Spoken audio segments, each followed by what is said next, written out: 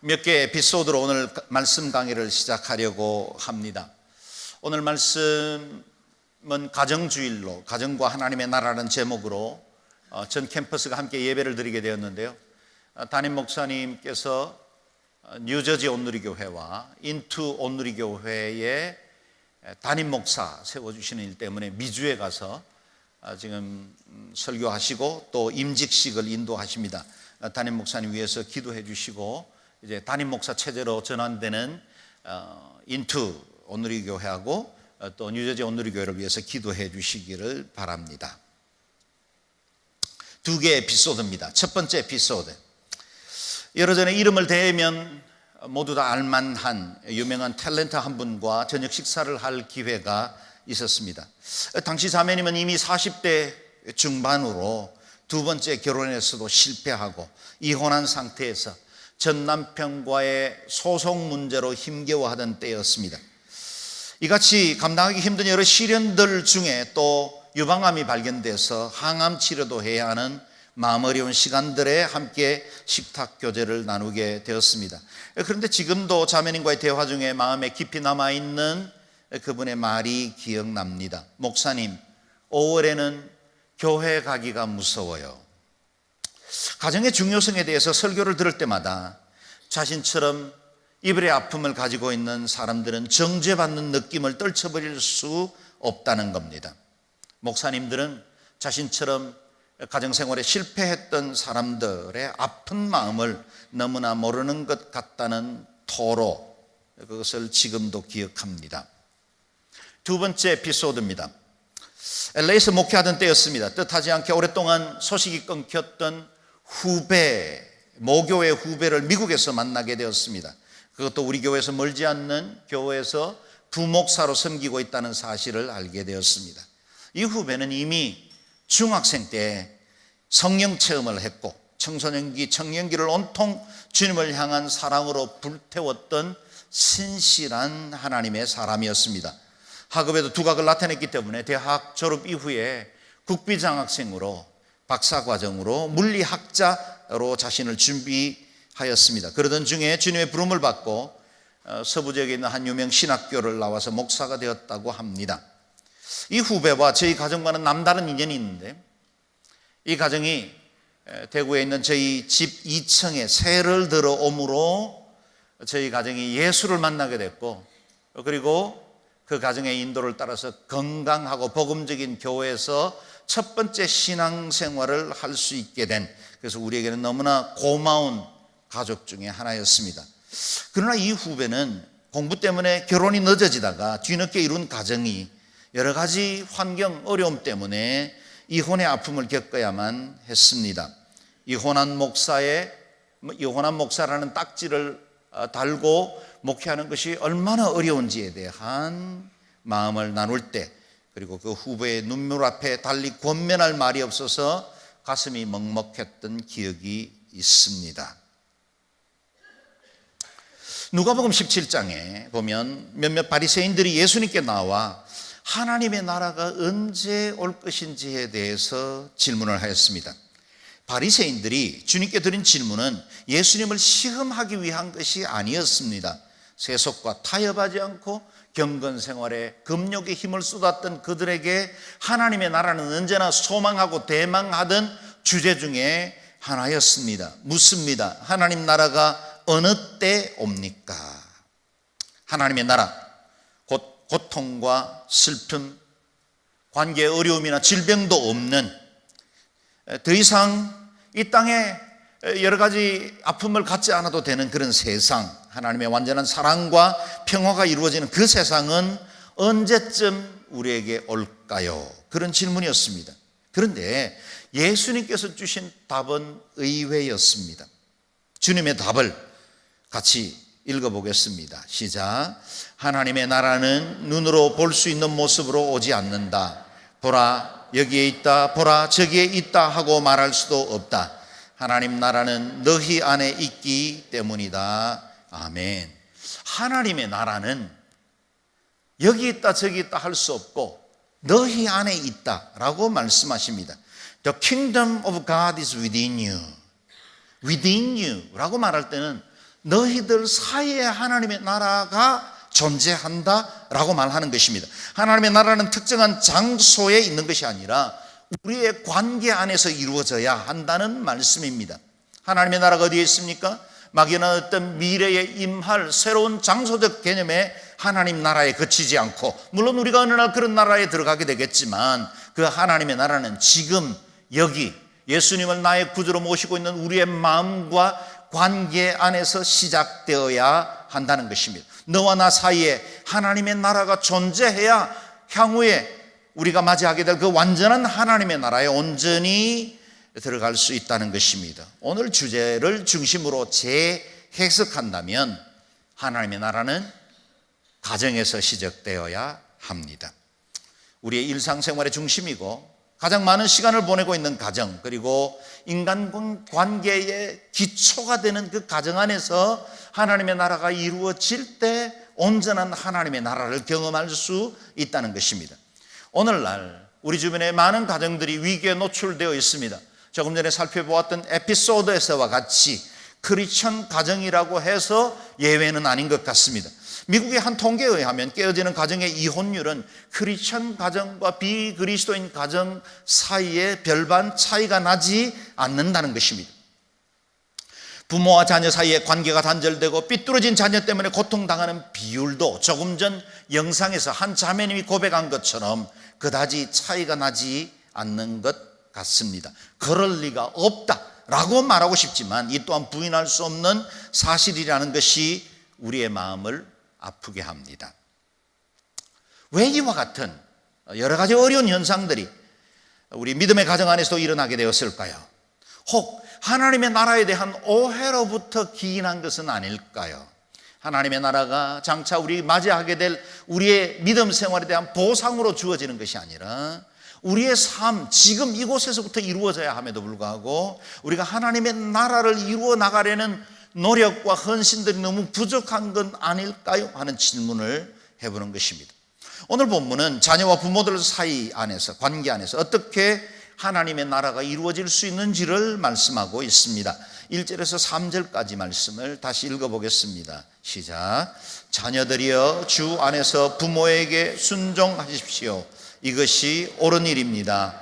내 아버지와 어머니를 공경하라. 이것은 약속 있는 첫 계명으로 그러면 내가 잘되고 땅에서 장수하리라고 약속돼 있습니다. 아멘.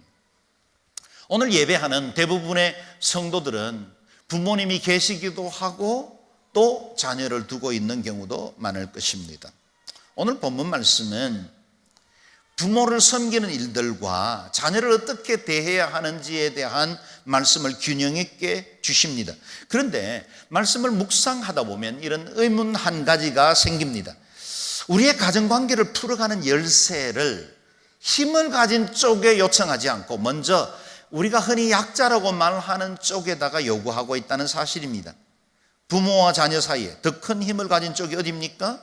자녀가 아니라 부모일 경우가 많지요. 나이도 많습니다. 아마 재정적인 능력도 있을 것이고 세상의 지혜나 지식도 부모 편이 훨씬 더 많습니다. 그에 비해 자녀들은 약자라고 할 수 있죠.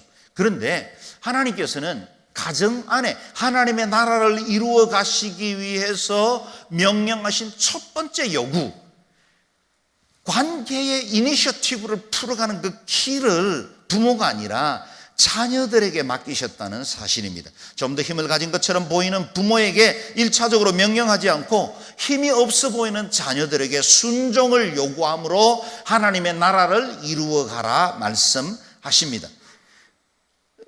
이와 같은 말씀을 보면 가정과 하나님의 나라는 동일한 원리에 의해서 작동된다는 것을 알 수 있습니다. 가정은 힘이 지배하는 사회가 아닙니다. 힘으로 눌러놓은 평화는 거짓 행복입니다. 가족 구성원 중 어느 누군가가 제소리 한번 내지 못하고 어느 다른 편에 의해서 희생당하고 눈물을 삼키고 있다면 결코 평화로운 가정이라 할 수 없지요.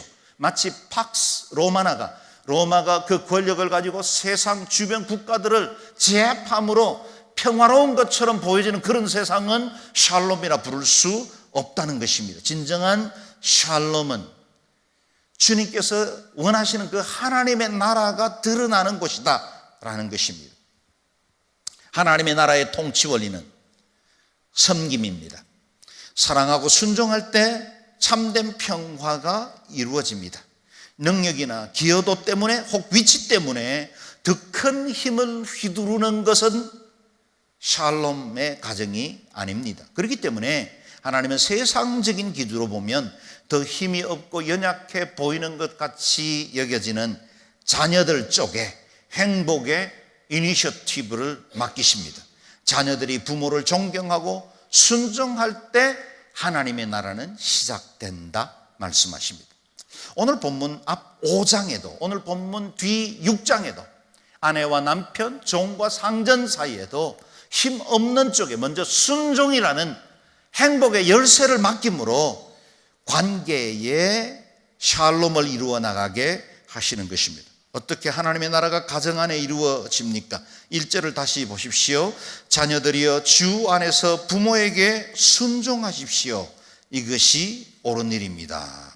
순종의 원리, 어디에서 순종이 가능해질까요? 한 단어에서 발견할 수 있습니다. 주 안에서. 사람의 인격과 성품으로 하는 것이 아니라 주 안에서 온전한 순종을 이루어야 한다는 겁니다.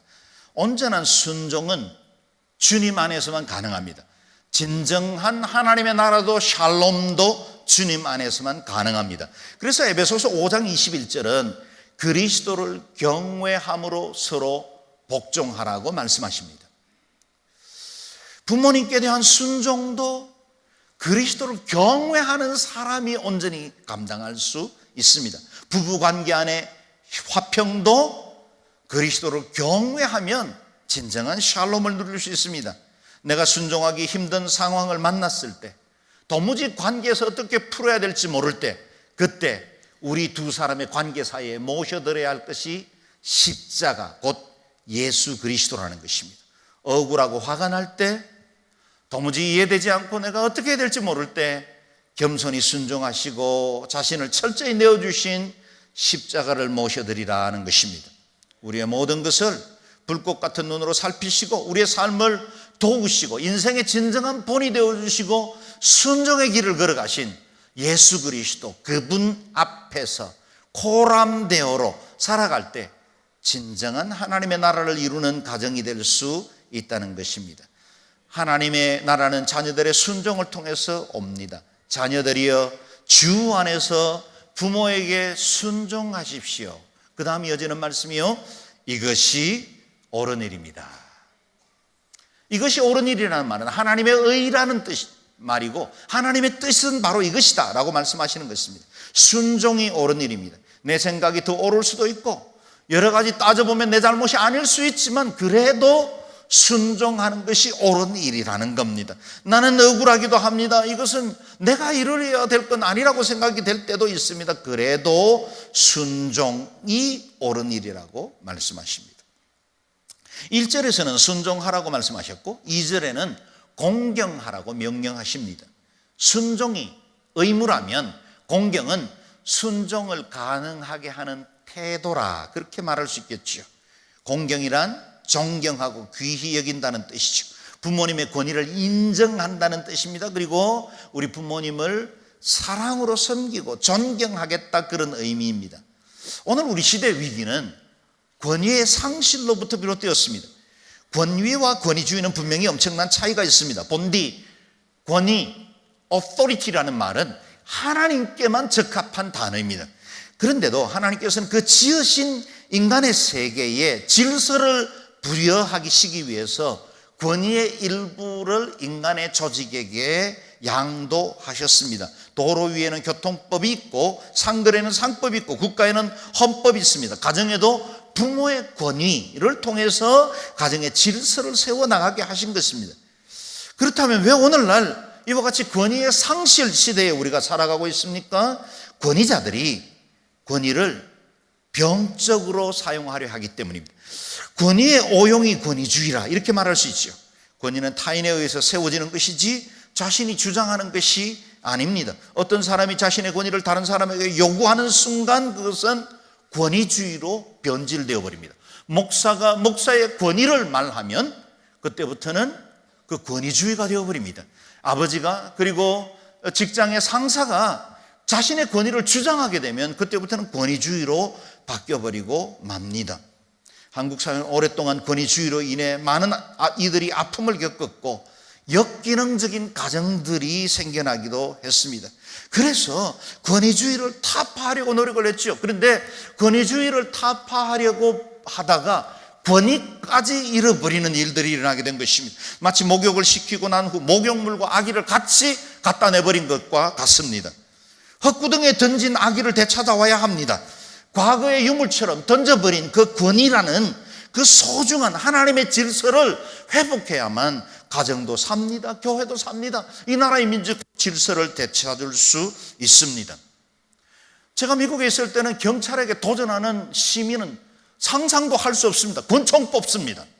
그러나 우리는 경찰이 있어도 시민들이 그 경찰의 권위를 인정하지 않습니다. 파출소에 있는 그 CCTV에 남겨진 영상들을 보면 기가 막힐 정도입니다. 어떻게 질서가 유지되겠습니까?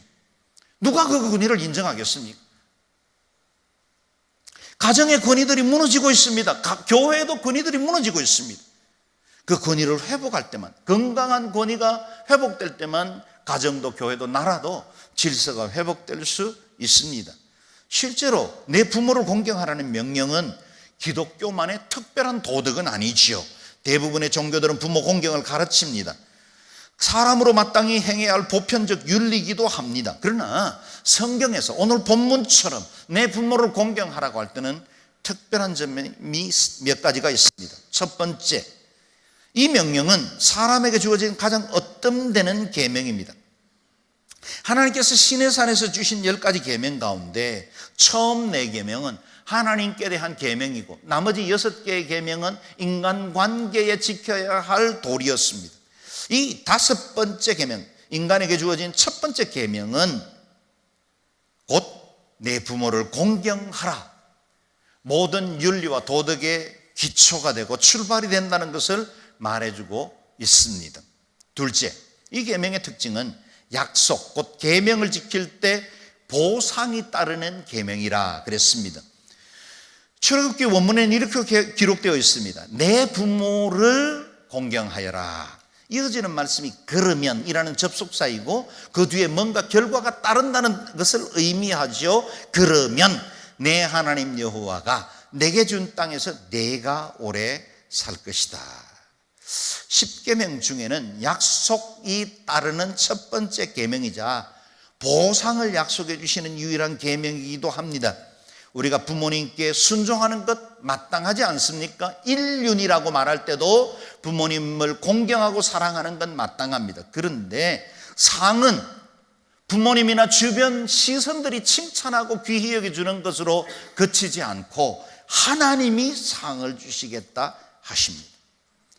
내가 내 부모님을 사랑하고 공경하는데 상은 하나님이 주시겠다고 약속하셨습니다. 다시 말하면 부모님을 공경하는 건 땅의 법이기에 앞서 하늘의 법이라는 말씀입니다. 그냥 명령만 하셔도 당연히 실천해야 할 근본 도리인데 하나님께서 약속까지, 보상까지 약속해 주셨습니다. 이유가 무엇입니까? 그만큼 중요하기 때문이 아니겠습니까? 부모 공경은 부모님을 위해서도 하는 것이지만 나를 위해서도 하는 것입니다. 내가 복받고 우리 자녀가 복받는 비결이 부모님을 공경하는 것입니다. 오늘 본문은 좀 더 구체적으로 보상을 말하고 있죠. 그러면 내가 잘되고 땅에서 장수하리라. 형통한 삶, 장수의 축복, 안전의 축복을 보정해 주시겠다 하십니다. 물론 이것은 문자적으로 부모님을 잘 공경하면 만사가 형통하고 장수한다는 기계적인 보증은 아닙니다. 천하의 폐륜화가 버젓이 오래 살기도 하고 떵떵거리며 부를 누리는 경우들도 우리는 보지요. 부조리한 세상입니다.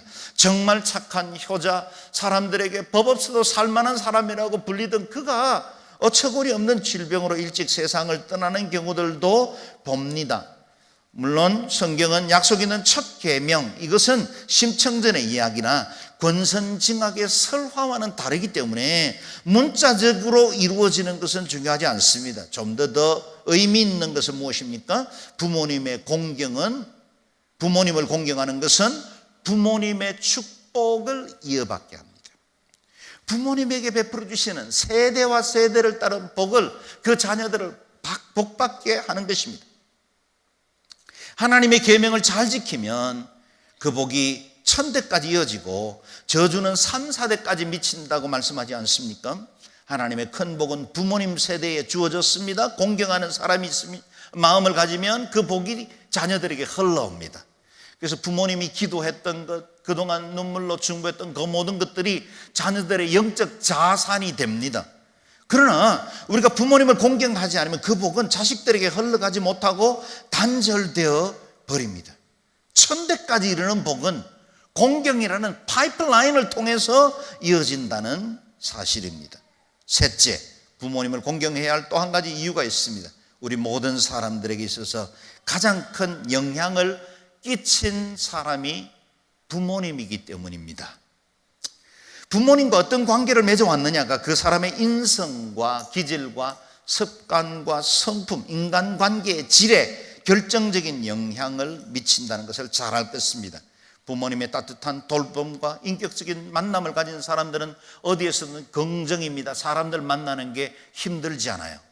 그러나 그렇지 못한 역기능적 가정에서 부모님으로부터 그 권위주의에, 그리고 또 그들의 폭력에 의해서 희생당한 사람들은 다른 사람들을 만나는 일이 어렵습니다. 인간관계의 결정적인 순간에 늘 장애를 느끼기도 합니다.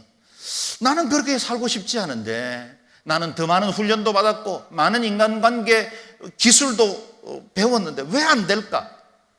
거기 근본 뿌리로 들어가면 부모님과의 관계에서 비롯된 씀뿌리들이 있다는 사실을 알게 됩니다. 우리가 이 땅에서 태어나 처음으로 관계를 맺은 사람이 우리 어머니와 아버지입니다. 그래서 5세 이하의 인성이 가장 아주 결정적으로 중요하게 영향을 미친다고 하지 않습니까? 그 시간 동안에 만난 어머니와 아버지가 내 성품과 인격의 방향을 결정할 때도 많습니다. 오늘날 사람들이 겪고 있는 마음의 상처나 일그러진 인격, 사회적인 결여, 우울증, 정신질환, 이런 많은 어려움을 겪고 있는 사람들의 마음 깊은 데로 들어가 보면 거기 골방 속에 낡은 먼지 덮인 우리 부모님의 초상화 하나가 걸려 있을 겁니다. 내 기억에서 과거를 지워버린 줄 알았는데 아직도 그 초상화의 영향에서 벗어나지 못하는 자신을 알게 됩니다. 성인이 되었습니다. 이제는 어머니, 아버지, 나도 부모가 되었습니다. 그럼에도 불구하고 여전히 내 기억의 깊은 곳에는 내 어린 자아가 덩그러니 외롭게 쪼그려 앉아 있다는 걸 발견할 때가 있습니다. 심리학에서 다루는 성인 아이에 대해서 들어보셨을 겁니다. 우리는 저마다 또 다른 자아, 성인이 되었지만 여전히 옛 부모님과의 관계, 어린 시절의 경험으로 만들어진 또 다른 아이가 우리 속에 버젓이 살아가고 있다는 사실을 알게 됩니다. 그 아이는 부모님 관계에서 자유롭지 못한 의존적인 아이입니다. 과거에 묶여있는 아이이기도 하죠. 때론 외롭고 비뚤어진 사랑과 기대감 때문에 독립하지 못하고 친밀감에 굶주린 외로운 아이가 더 성장하지 못한 채 내 마음에서 여전히 활동하고 있고 성인이 된 우리의 인생에 영향을 끼치고 있다는 것입니다. 그러므로 부모님을 공경하고 사랑하는 마음은 나 자신을 위해서도, 내 마음을 위해서도 꼭 필요합니다. 내 아버지와 어머니를 공경하라는 명령은 우리 자녀들에게만 주신 명령이 아닙니다. 부모님이 돌아가셨다 할지라도 이 명령은 우리에게 여전히 유효할 수 있습니다. 왜요? 여전히 내 안에 아이로 남아있는 내 마음에 또 다른 자아에게 회복의 기회를 주시는 하나님의 명령이기도 합니다.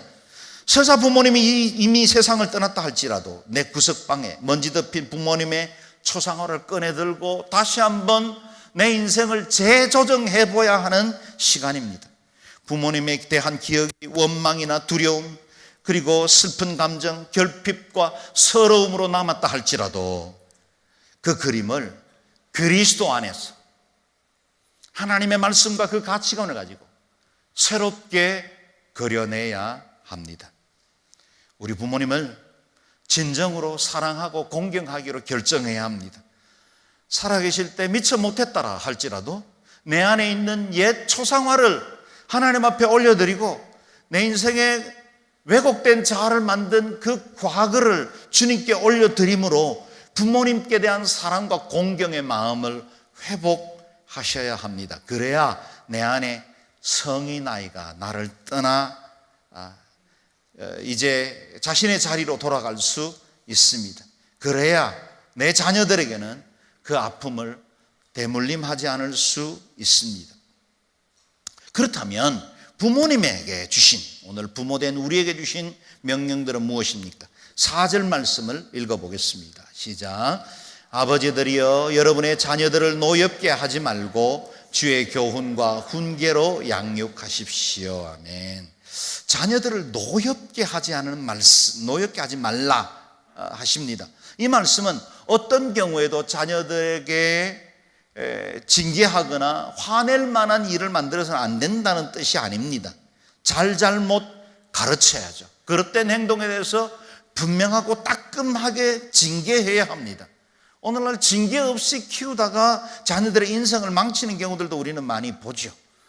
요즘 우리가 보고 있는 한 기업에 온 가족이 사회적으로 어떤 파장을 끼치는지를 우리는 언론 보도를 통해서 보기도 합니다. 잘못 가르쳐야 합니다. 그런데 때로는 자녀를 위해서 모든 것을 갖다 바치면서도 자녀의 마음에 분노와 원망을 갖게 하는 부모들이 있습니다. 반대로 자녀를 엄격하게 키우는데도 매와 징계로 다스리는데도 자녀들의 존경과 사랑을 받는 부모들도 있습니다. 그렇다면 무엇이 이와 같은 다른 점을 만들어낼까요? 심리학자 스키너는 자녀들을 분노케 하지 않는 교육법에 대해서 자주 강의를 했습니다. 그가 정리한 것들 몇 가지만 보면, 첫 번째, 자녀들을 부당한 대우로 대하지 말라는 겁니다. 자녀들은 부당한 대우를 받으면 분노하게 됩니다. 벌을 받아도 자신의 잘못을 인정하고 벌의 정당함을 알고 받으면 쓴뿌리가 되지 않습니다. 아이들이 대부분 분노를 갖는 이유는 충분히 이유가 설명되지 않았습니다. 자신은 이것이 잘못이라고 납득하지 않은 채로 체벌이나 꾸지람이 있으면 아이들은 분노하게 되어 있습니다. 두 번째, 일관성 있게 양육해야 한다는 겁니다. 부모들이 일관성이 없을 때는 자녀들은 혼란에 빠지고 분노를 갖게 됩니다. 비슷한 상황을 만났는데, 비슷한 행동을 했는데 한 번은 칭찬을 하거나 아니면 눈 감아주다가 또 한 번은 엄격하게 꾸지람을 받으면 아이들은 혼란에 빠지기도 하고 그것으로 인하여 저항하면서 분노하기도 합니다. 세 번째, 부모의 권위가 바로 세워져 있을 때 징계해야 합니다. 부모가 삶의 본이 되지 않으면서 자녀의 행동을 교정하려고 하면 아이들의 마음속에 분노의 불을 일으키는 것과 같다는 것입니다. 나는 제대로 살지 못하면서 아이들에게 늘 우리 부모처럼은 안 살아야 돼, 그렇게 말하고 있는데 그 부모가 징계하기로 들면 아이들은 그것에 대해서 반항하고 뛰쳐나가게 되죠. 네 번째, 감정으로 다루지 않아야 합니다. 우리 부모들이 내가 감정적으로 분해서 아이들에게 징계를 할 때가 있습니다. 저도 그런 실수들 했습니다. 우리 두 아이가 뒤에 와 있습니다. 오늘 증인입니다.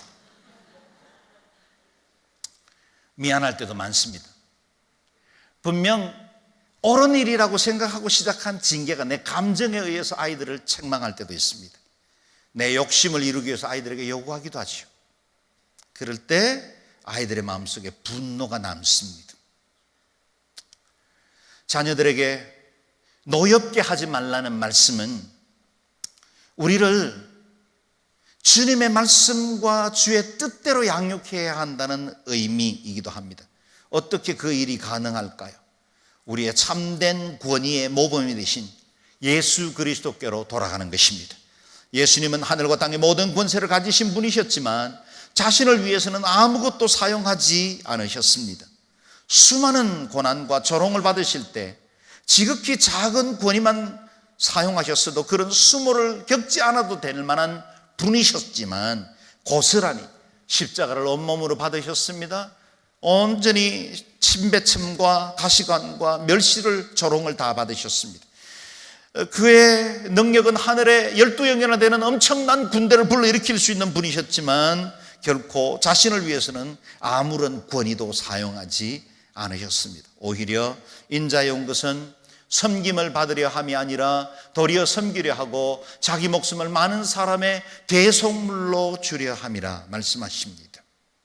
그 때문에 우리 주님은 모든 나라와 백성들 가운데 가장 큰 권위자로 지금 이 시간과 같이 예배받는 분이 되셨습니다. 예수님의 권위는 겸손과 섬김으로부터 비롯되었습니다. 주님이 낮아지심으로 하나님께서 그를 높여 지극히 높여 모든 이름 위에 뛰어난 이름을 주사 모든 무릎으로 예수 그리스도 앞에 무릎 꿇게 하고 그 입으로 주라 시인할 수 있게 하신 것입니다. 낮아져야 온전한 하나님의 나라가 이루어집니다. 진정으로 내가 가진 직분과 나의 역할에서 근위를 갖고 싶다면 더 섬기고 더 낮아져야 합니다. 그렇게 내가 겸손하게 낮아지면 다른 사람들이 나의 권위 아래로 자연스럽게 들어옵니다. 순종하게 될 것입니다. 부모님인 우리가 묵묵히 섬기고 사랑하면 우리 자녀들이 부모님의 권위가 하늘로부터 비롯된 줄 알고 공경하고 순종하는 자녀들이 될 것입니다. 부모는 자신들의 욕심과 대리충족으로 자녀들을 양육해서는 안 됩니다. 우리에게는 분명한 교육 지침이 있죠. 주의 교훈과 훈계로 양육하십시오. 주의 훈계와 교육이 뭡니까? 교훈과 훈계는 곧 하나님의 말씀을 따라 양육하라는 것입니다. 저들 인생에 세상의 가치관이나 가정의 가풍, 부모가 가지고 있는 세계관이 아니라 하나님의 말씀에 따라서 양육해야 한다는 것입니다. 주의 교훈과 훈계는 하나의 목표를 갖습니다. 자녀들을 하나님의 사람으로 키워야 합니다. 저와 여러분의 자녀들이 하나님의 사람으로 양육되기를 주의 이름으로 축원합니다. 자신의 야망을 위해서 살지 않고 하나님의 비전을 이루며 살라고 도전해야 합니다. 공부할 의미와 목적과 비전이 하나님의 말씀과 일치되면 그 인생은 보증받은 인생입니다. 삶의 에너지가 달라집니다. 열정이 달라집니다. 무엇을 위해서 살아야 할지 이유가 분명해지기 때문입니다. 말씀이 우리 아이들을 이끌게 하셔야 합니다. 마지막으로 우리 교회는 또 하나의 큰 가정입니다. 성도들은 교회를 통해 한 아버지이신 하나님을 모시고 하나의 큰 가족 공동체를 이루게 되었습니다. 저와 여러분 신앙 공동체에서 하나 된 큰 가족입니다. 생각해 보십시오. 우리 부모님 찾아뵙고 싶지만 자주 못 뵙습니다. 우리 5남매가 있지만 다 다른 지역에 해외에 흩어져 삽니다. 만나기가 정말 어렵습니다. 그런데 여러분은 일주일에도 한 번 최소한, 그리고 몇 번씩 만나지 않습니까? 여러분이 제 가족입니다. 여러분이 저희 부모님이십니다. 여러분이 우리의 형제요 자매입니다. 우리는 그리스도 안에서 새로운 한 가정을 이루게 되었습니다. 신앙 공동체인 이 가정 공동체에서 우리 어르신들, 부모님들 늘 존경하고 사랑할 수 있기를 바랍니다. 또한 우리 어르신들은 우리 젊은이들에게 좋은 신앙적인 본을 끼치고 영적인 영향력을 끼치는 어르신들이 될 수 있기를 바랍니다. 또한 우리가 속해 있는 각 가정들이 하나님의 나라가 이루어지는 가정들 되게 하셔서 하나님 앞에는 영광 돌리고 믿음의 가문으로 크게 쓰임받는 귀한 가정과 우리 자녀들 되시기를 주의 이름으로 축원합니다. 아멘. 함께 기도하겠습니다. 기도하실 때 우리 가정을 위해서 기도하면 좋겠습니다.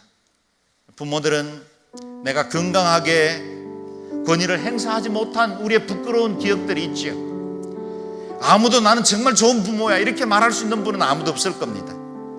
다 저마다 허물이 있고 실패했던 기억들을 가지고 있습니다. 그러나 다시 한번 하나님, 주님 기뻐하시는 온전한 부모 되게 도와주셔서 우리 아이들을 주의 교양과 훈계로 잘 양육하게 도와주십시오. 또한 우리는 자녀이지 않습니까? 우리 부모님 공경함으로 부모님 세대에 주어진 그 축복 이어받을 수 있도록 믿음의 가문 되게 해주십시오. 혹시 우리 중에 부모님이 아직 예수 믿지 않고 신앙의 가정이 아니거든, 주님 앞에 그 무엇보다 가장 큰 효도는 우리 부모님에게 영생을 선물하는 것입니다. 우리 부모님들 예수 믿게 해주시고 주님 믿는 가정 되게 도와주시옵소서. 우리 자녀들 중에 혹 교회를 다니지 않습니까? 믿기는 잘했는데 어린 시절에는 열심히 교회 다니다 지금 떠나 있지는 않습니까? 하나님 믿음의 가문으로 가정으로 회복시켜 주셔서 우리 자녀들이 손주들이 예수 믿는 하나님의 사람들로 회복되게 하여 주시옵소서. 가정을 축복하며 함께 동성으로 기도하겠습니다. 존귀하신 하나님 은혜를 감사합니다. 이와 같이 우리가 양지온누리 공동체에서 하나된 가정을 이루게 하신 것을 감사합니다. 서로 사랑하고 귀히 여기고 존경하고 한 마음으로 하나님의 가정을 이루어 주의 기뻐하시는 뜻을 이루어 나가는 신앙 공동체가 되게 도와주시옵소서. 또한 양지온누리 속해 있는 모든 가정들마다 하늘의 복으로 임하시고 믿음의 가정들 가문들 세워나갈 수 있게 해주시기를 원합니다. 부모인 우리는 자녀들을 주님의 말씀과 교훈으로 잘 양육해 나갈 수 있도록 은택을 베풀어 주옵소서. 자녀된 우리는 우리 부모님을 공경하고 사랑하고 우리 부모님들에게 주셨던 그 영적 유산들을 이어받을 수 있는 하나님의 사람들로 살아가게 도와주시기를 원합니다. 하나님, 주께서 우리에게 주셨던 이 아름다운 영적 가정과 그 가문에 주신 복을 세대와 세대를 따라 이어받게 도와주시고 하나님 기뻐하시는 가정에 하나님의 나라 이루어 나갈 수 있도록 도와주셔서 이곳에서부터 하나님의 나라를 경험하고 하나님의 뜻을 이루어 나가는 저희들 되게 도와주시옵소서. 우리가 이어서 한 번 더 기도할 때 이 나라의 민족을 위해서 기도하겠습니다. 기도 제목 다 아시지요? 이 나라의 아픔도 아시죠? 북한의 환경도 너무 열악하고 어렵지만 남한에는 너무 많은 것들을 가지고 교만해져 버렸고 세속주의에 물들어 버렸습니다. 남북한이 다 치유받아야 됩니다. 북한만을 위해서 기도할 때가 아니라 어쩌면 남북 통일이 준비되지 못한 건 우리 남쪽인지도 모릅니다. 우리가 주님 앞에 바로 서서 정결함으로 하나님 기뻐하시는 제사장의 나라로 설 수 있도록 교회들이 성결하게 하시고 먼저 믿는 그리스도인들이 하나님의 의를 이루어 나갈 수 있게 도와주시고 통일 한국 준비해 나갈 수 있게 도와주옵소서. 북한도 전쟁 준비와 핵을 포기하고 평화의 자리로 나오게 하시되 자유민주주의의 세계로 함께 평화 통일의 선교 통일의 복음의 통일의 길로 나아올 수 있도록 은혜 베풀어 주옵소서. 함께 기도하겠습니다.